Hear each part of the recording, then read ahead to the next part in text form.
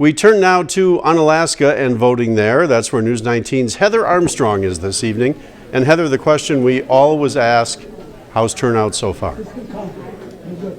Oh, Dave, it's incredible. If you can see behind me, long, steady lines throughout the day. Now, they don't break for lunch here, so people are consistently coming in, but who would know this better than La Crosse County Clerk Ginny Dankmeyer? How has voter turnout been so far? Oh, I think voter turnout's going to be high tonight. The lines have been long all day. They're steady. That's what the polls are reporting, so I'm glad to hear that. That means there's going to be a high turnout. We're excited for that. And you know, the misconception, or maybe a truth in someone's mind, is that everything's contentious right now. That's the atmosphere, but coming in, it kind of seems a little different. What do you say to that? Yeah, the reports I've heard and when I've been at the polling places, the voters are happy. Like, they're in good spirits, they're excited, they're thanking the poll workers for being here. So we're not seeing that contentious with the voters at the polls today, which is always a good thing. Okay, and that also reflects on the poll workers. When you have crabby voters coming in, of course, they're going to be a little crabby. So that makes your job easier. But I wanted to ask you, this election seems a lot about issues rather than the party. What do you say to that?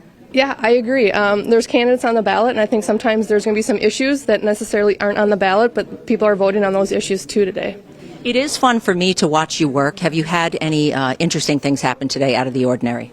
Nothing out of the ordinary, which makes for a good day for me. If we get weird things happening, then we wonder what's going to happen later on. So it's just been a typical day, helping voters find their polling places, helping voters find proof of residency so they can register to vote. So it's just been a typical election day for us. All right, thank you so much. And Ginny had advice that basically before you come down here, go to your website, check out your ballot if you need to learn a little bit more rather than, you know, on the spot make your decision. And also, we should probably thank Dan Breeden for the good temperatures today because it seems like it hasn't affected turnout at all. Dave? That makes things a lot easier. Heather, thanks very much. And as other districts, a photo ID is required.